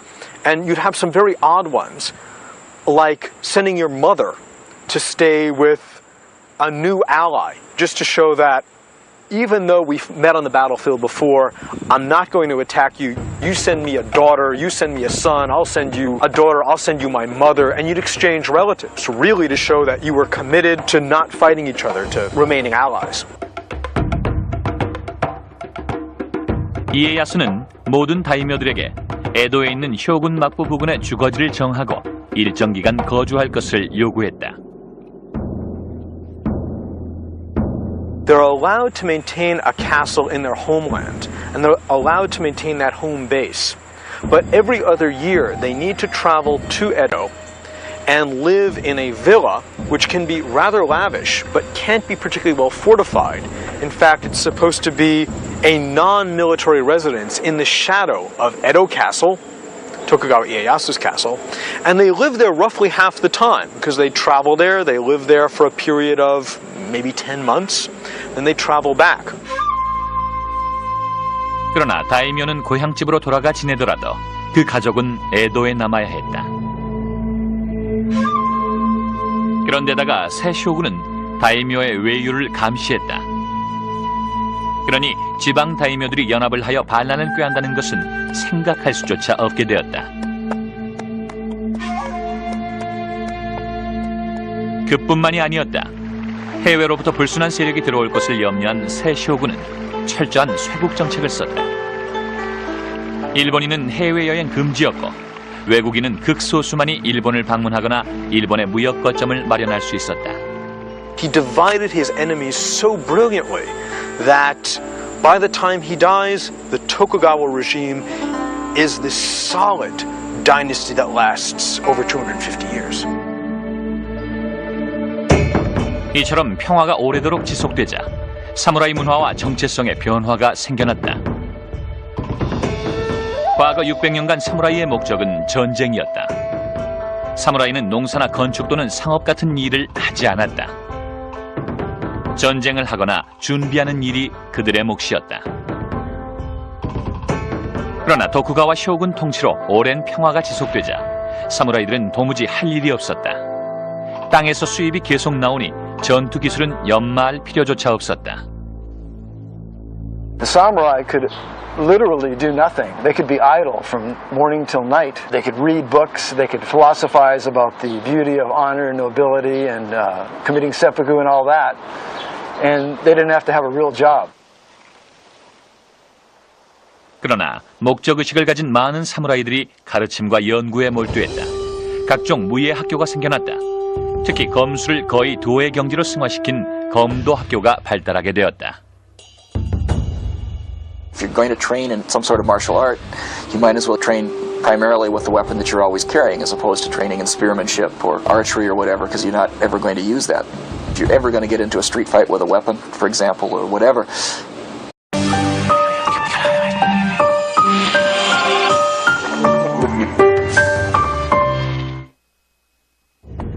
그들은 일본판 중세기사이다.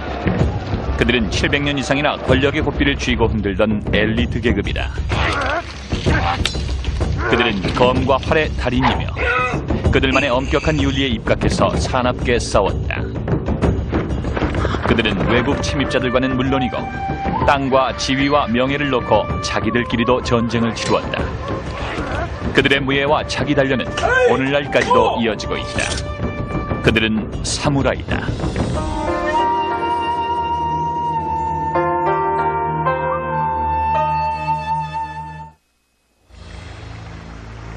일본의 역사를 연구하는 사람들은 일본의 전국시대를 가리켜 하극상의 시대라고 부르기도 한다.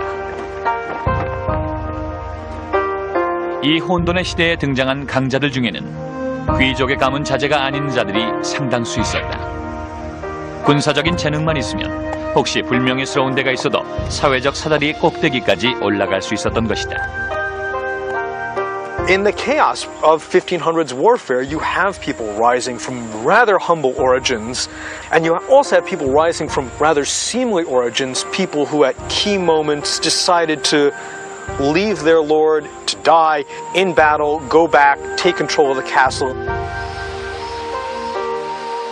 이 혼란의 시기 중 1568년에 점잖은 집안 출신의 거물급 사무라이가 등장했다. 그의 이름은 오다 노부나가. 그는 그 시대의 혼란을 가라앉혔다. 노부나가는 지방의 작은 영지 출신이었지만 뛰어난 지략을 발휘해 많은 동맹을 확보했고 일약 유명 인사가 되었다.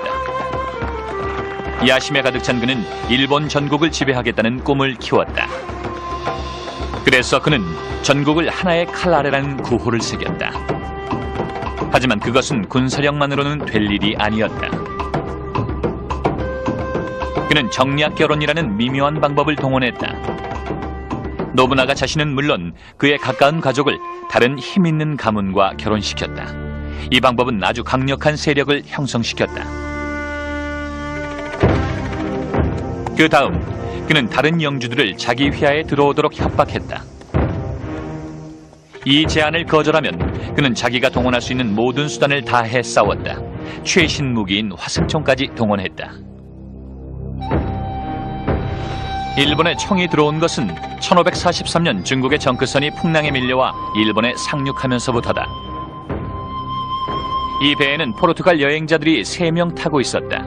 이 서양인들은 화승식 머스킷 총을 지니고 있었다. 포르투갈인이 다이묘 앞에서 오리를 쏘아 마치자 다이묘는 총 3자루를 모두 산 다음 대장장이들을 불러 모조품을 만들게 했다. 이때부터 총이 전국에 퍼졌다. 많은 사무라이들이 총을 거부했지만 그건 그들의 잘못이었다. The introduction of the matchlock musket transforms warfare in Japan. And the warriors who adopt it quickly decimate the warlords who don't adopt it, or don't adopt it as well. 오다 노부나가는 이 신무기를 환영했고 그것을 실전에 어떻게 사용할지를 연구했다. 그의 권력이 최고조에 달했을 때 그에게는 소총사수가 3,000명이나 있었다. 1575년에 나가시노성 부근에서 벌어진 유명한 전투에서 노부나가는 최소 1,500명의 소총수를 3열로 세워놓고 전투를 치루었다. 그가 일제 사격을 명하면 한 열씩 교대로 총을 쏘았다. 이런 소총 부대로 노부나가는 몇 배 우세한 적도 물리칠 수 있었다. If you use them correctly, you can destroy mounted cavalry. Mounted cavalry at this point being mostly archers. These are the battles that decide the balance of power in the late 1500s in Japan. 자기가 구축한 막강한 정치적 군사적 힘에도 불구하고 오다 노부나가는 통일을 보지 못하고 죽었다. 역사상의 야심가들이 대개 그렇듯이 노부나가 역시 암살당했다. 1582년 불만에 찬 부하 장군이 그를 암살했다. 정확한 암살 동기는 밝혀지지 않았지만 그 암살자는 자기의 봉사에 대한 보상이 적절하지 않다고 느꼈던 모양이다. 오다 노부나가는 일본 다이묘들의 3분의 1을 통합하고 48살에 죽었다. 통일의 나머지 작업은 그의 시종이었던 토요토미 히데요시의 몫으로 남겨졌다. 히데요시는 출신은 미천했지만 뛰어난 전투력으로 또 하나의 거물이 되었다.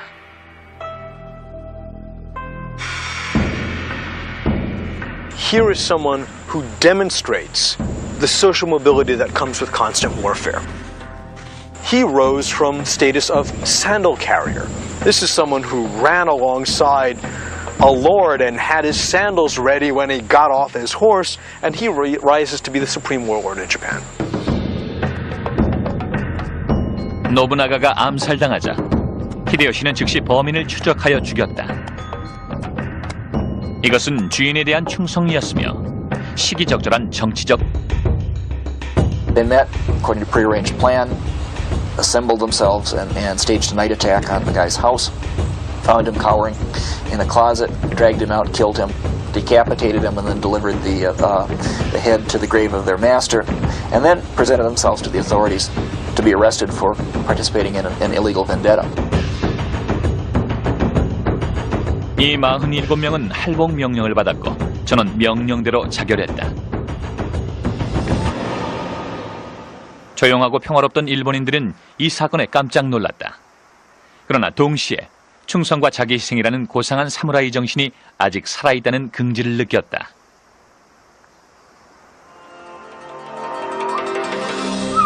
오늘날 아코에 가면 다이묘 아사노 나가노리의 고택이 있고 그 곁에 47명의 충성스러운 부하들을 기리는 사당이 있다. 이러한 사무라이 정신과 행동 강령은 일본인의 민족적 특성에 녹아들어 훗날 일본인들로 하여금 그들 특유의 희생적인 애국심을 발휘하게 만든다.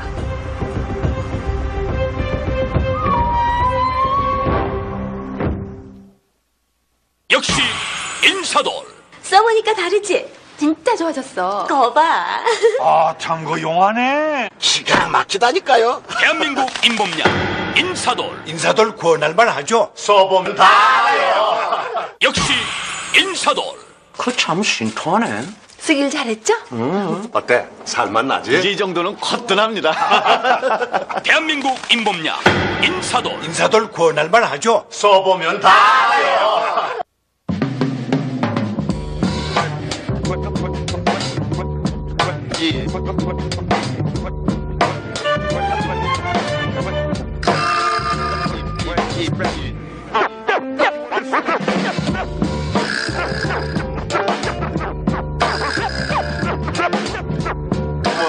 당신이 머리 아픈 건 남보다 더 열정적이기 때문입니다. 머리 아플 땐 타이레놀.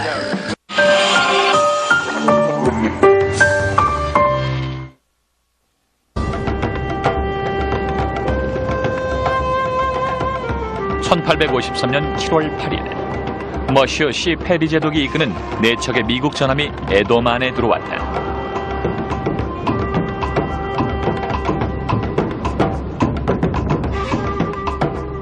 그들은 일본 정부가 원튼 원치 않든 국경을 개방하라고 요구했다.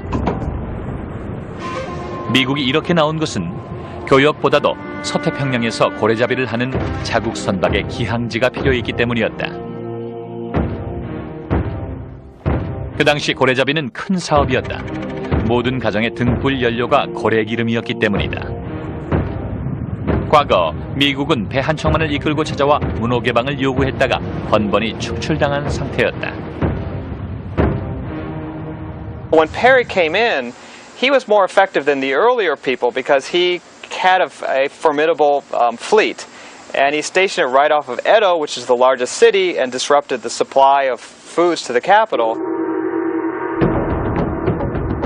일본은 뛰어난 연안 해군을 보유하고 있었지만 페리의 중무장 전함들을 상대로 싸울 능력은 없었다. 거기다 미국은 무기와 화력이 엄청나게 앞서 있었다. 미군의 신식 대포와 라이플 소총은 사무라이의 갑옷은 물론 다이묘의 성벽조차도 뚫을 수 있었다. 그에 비해서 일본이 가진 총이란 310년 전 포르투갈인이 가져온 화승총이 전부였다. 250년 동안의 평화 때문에 무기의 발전이 없었던 것이다. 페리가 전혀 물러갈 기색을 보이지 않자 도쿠가와 막부는 마지못해 그를 받아들였다. What they did, though, they opened up a consulate in an incredibly remote port. It was still very isolated, so it still took a number of years for things to change. So the Tokugawa really tried to limit his actions. 여러 차례의 독촉 끝에 미국은 보다 접근이 가능한 항구를 열게 만들었다. The first treaty was not a treaty for commercial purposes. It was just a treaty of goodwill, so to speak. The second treaty, which came a few years later, was for trade, where the barbarians could come into Japan, set up trading posts, and actually have free reign of certain areas in Japan. And the samurai didn't like that. 일본 지도자들은 쇄국을 포기한 게 아니었다. 단지 시간을 벌고 있을 뿐이었다. 그들은 서구의 군사기술과 현대 무기를 열심히 연구했다. 빨리 힘을 키워서 외국인을 내쫓자는 속셈이었다. 1860년대 중반 많은 다이묘와 사무라이들이 그나마도 참지 못하고 쇼군에게 항의하기 시작했다. Basically, they were afraid that Japan was going to be another China. Remember, Great Britain had subjugated parts of China, Hong Kong, and India. And France and Russia and Great Britain were kind of like waiting on the sidelines like wolves with their fangs dripping. So some of the samurai perceived it. 젊고 급진적인 사무라이들은 이렇게 생각했다. 쇼군이 일본을 보호하지 않는다면 어쩔 수 없다. 막부를 타도하고 천황의 지위를 회복시켜서 그에게 통치권을 주자. You're probably going to defend yourself with your swords. 그러나 모든 사무라이가 다 무예 사범이 된 것은 아니다. 사무원이나 관료가 된 자도 있었고 시인이나 예술가 또는 수도사가 된 사무라이도 있었다. 그들은 집중력과 사명감을 가지고 세 분야에 몰두했다. 그렇게 함으로써 사회 지도층으로서 평민의 위에 설 수 있는 확신을 얻기에 이른다. Warrior behavior became stylized, where the importance of martial arts, the importance of spiritual beliefs, all those things that we associate with the samurai, I really see as being a creation of the 17th century. When we have peace in Japan, and we have to find out, well, we have these sword-bearing officials who get income. What is their purpose? There's no wars. And I think that there's this real sense that they try to create this sort of code of conduct. 17세기 말에서 18세기 초 사이에 몇몇 사무라이 학자들이 모든 사무라이들이 지키며 살아야 할 규칙을 서면으로 작성했다. 이 규칙들은 서로 비슷했는데 개인의 명예, 무예 연마, 모범적인 사회생활, 그리고 가장 중요한 것으로 주군에 대해 목숨을 바치는 충성심 따위를 내용으로 한다.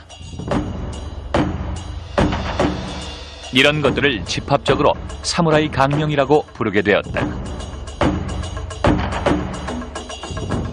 이런 강령을 수록한 책 가운데 하나가 하가쿠레라는 책인데 이 책은 자기 희생의 중요성을 강조하면서 사무라이의 생활 준칙을 상세하게 정하고 있다.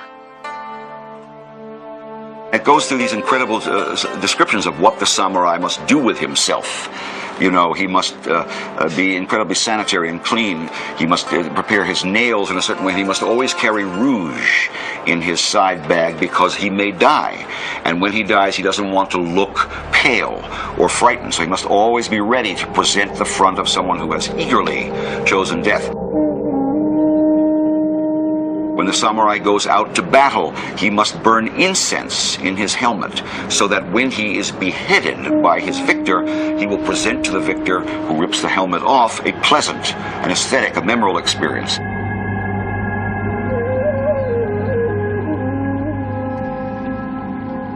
하가쿠레의 이런 탐미적인 내용은 평화시에나 볼 수 있는 사치스러운 것들이었다. 전쟁이 빈번하던 시기의 사무라이 행동 강령은 훨씬 달랐다.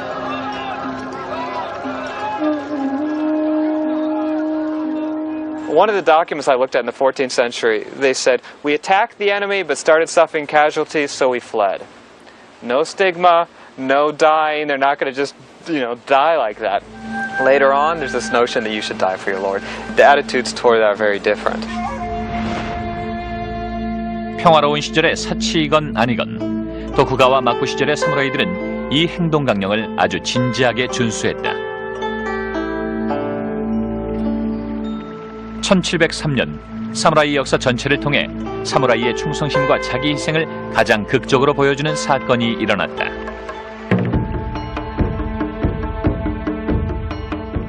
아사노 나가노리는 아코의 다이묘였다. 아코는 오사카 남서쪽 160km에 있다. 나가노리는 쇼군의 궁전에서 의전 임무를 부여받고 의전과 예절 훈련을 받았다. 그런데 훈련 도중에 쇼군의 부하인 예절 교관이 나가노리를 모욕하였다. 이에 격노한 다이묘 나가노리는 단검을 꺼내들고 그 교관의 목을 찔렀다. He didn't manage to kill him, he managed to wound him, but drawing a weapon and attacking another samurai within the shogun's castle is a capital offense, and so he was immediately arrested and sentenced to commit seppuku.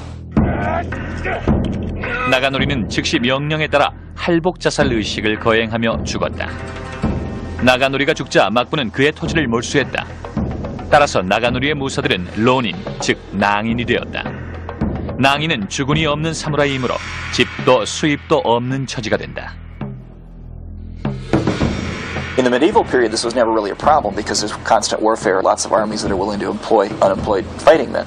During the Tokugawa period, when there's no warfare and there are no wars and armies are circumscribed and defined by centralized authority, there's less outlet for people who lose their jobs, and so it becomes a bigger sort of problem.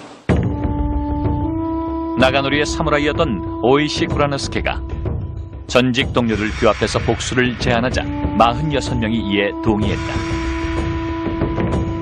Rather than immediately attacking the man who they identified as responsible for their master's downfall, the guy that he'd attacked, figuring that he would be expecting it and be prepared to defend himself up front, they basically laid low for 3 years and pretended to go along with shogunal orders and accept their fate. 구라노스케를 비롯한 47명의 낭인들은 뿔뿔이 헤어져 기술자나 노동자 노릇을 하며 지냈다. 오이시는 주정뱅이 불황자로 떠돌며 타락한 생활을 했다. 철저한 위장 생활이었다. 결국 오이시의 예상대로 원수는 위험을 벗어난 줄 알고 경계를 풀었다. 그러자 론인들이 움직이기 시작했다. 행동이기도 했다. 노부나가에게는 어린 아들이 있었다. 제대로 하자면 그의 후계자가 돼야 하지만 히데요시는 그가 치른 복수의 영광을 이용하여 자기가 권력을 잡아버렸다. But he can't be seen as a usurper because, good heavens, he didn't assassinate Oda Nobunaga. In fact, he tracked down his assassin and punished him. 새로운 다이묘로서 히데요시는 노부나가가 남긴 모든 것을 차지했다. 그는 미묘한 정치 기술과 무자비한 군사력으로 군소 영주들을 계속해서 자기 밑으로 끌어넣었다.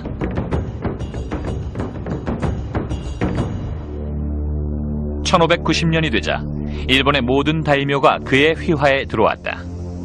오다 노부나가의 통일의 꿈이 히데요시에 의해 실현된 것이다.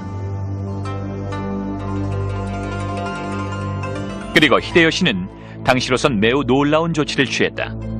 오늘날로 치면 총기관리법 같은 것을 제정한 것이다. 그는 농민과 상인들이 소지한 모든 칼을 압수했다. Marvelous pretext for that is, of course, the swords will be melted down and they'll be used to create a huge image of the Buddha. So when you give up your swords, you are not giving up power and you're not giving up a right to defend yourself or a means of defending yourself. You're simply helping Toyotomi Hideyoshi bring the country to peace through the healing powers of this great Buddha image. 히데요시는 칼을 압수하는 데 그치지 않았다. He slams the door on social mobility. He issues edicts saying that if you are not a samurai now, you never will be. And it's probably because, knowing how commoners could rise to power, he was acutely aware of what a threat that could be to his own legitimacy. 그는 국민을 사무라이와 농민, 그리고 평민으로 철저히 분리했다. 여기서 산농공상의 4가지 사회계급 제도가 정착되었다. 사무라이, 농민, 공인, 상인, 이 순서대로 사무라이를 맨 위층으로 하는 사회계층의 사다리가 만들어지게 된 것이다. People had to choose whether they would be a commoner or a samurai. A samurai meant they had the privilege of having 2 swords, and they could serve a lord, but they would lose all ties to their lands. And one who wanted to be a commoner supposedly couldn't have any weapons but could hold land. That's where we really see the division happening. And from that point on, you see all samurais must have 2 swords as a symbol of their status. 칼 2자루는 계급의 상징이요 일종의 배지였다. 마치 오늘날의 경찰관의 견장과도 같은 것이다. 그러나 숨은 목적도 있었다. 장검은 매우 거추장스러웠다. 따라서 집안에 들어서면 장검을 벗어놓는 게 관례였다. 하지만 단검을 차고 있으므로 무장을 완전 해제한 건 아니었다. 평민 계급이 칼 두 자루를 찬 사람에게 존경을 표하지 않으면 그것은 바로 죽음이었다. Samurai have, in theory, the right of kiristego-men, which basically means if a commoner does something extremely inappropriate, you can take their head off and then just apologize and explain why this was so offensive. And that's part of how commoners live, with this strange sense that they can get away with a lot, but you never quite know when you're going to cross the line and lose your head. 하지만 히데요시는 그 막강한 권력에도 불구하고 한 가지 공식적인 명예, 쇼군이란 칭호는 얻을 수 없었다. 옛부터 이 직위는 천황만이 줄 수 있었고 또 그것을 받는 자는 옛 미나모토 가문의 후손임을 증명해야 했다. 미나모토 가문이 초대 쇼군이었기 때문이다. 미천원 가문의 출신이었던 히데요시는 쇼군이 될 수 없었다. 그래서 이를 위로하기 위해 아무런 실권은 없지만 그래도 평민들에게 신성한 권위의 상징이었던 천황이 쇼군 대신 섭정이라는 칭호를 히데요시에게 주었다.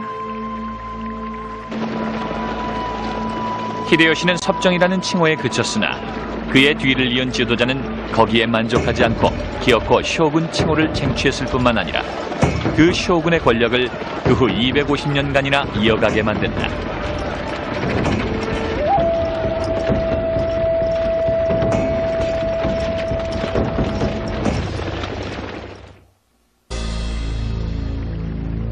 (1598년 9월) 100년이 넘도록 계속되던 일본의 내란 상태에 종지부를 찍은 인물 토요토미 히데요시가 62살로 세상을 떠났다.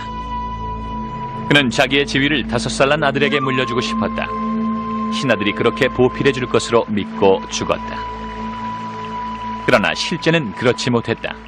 그의 오른팔이던 도쿠가와 이에야스가 그 자리를 차지했다. 그는 자신의 추종자 7만 4천 명을 데리고 히데요시 충성파 8만 대군과 대치했다. 양측은 1600년 10월 21일 세키가하라라는 전략적 요충지에서 충돌했다. 전투가 시작될 무렵 히데요시 충성파는 자리를 지켰고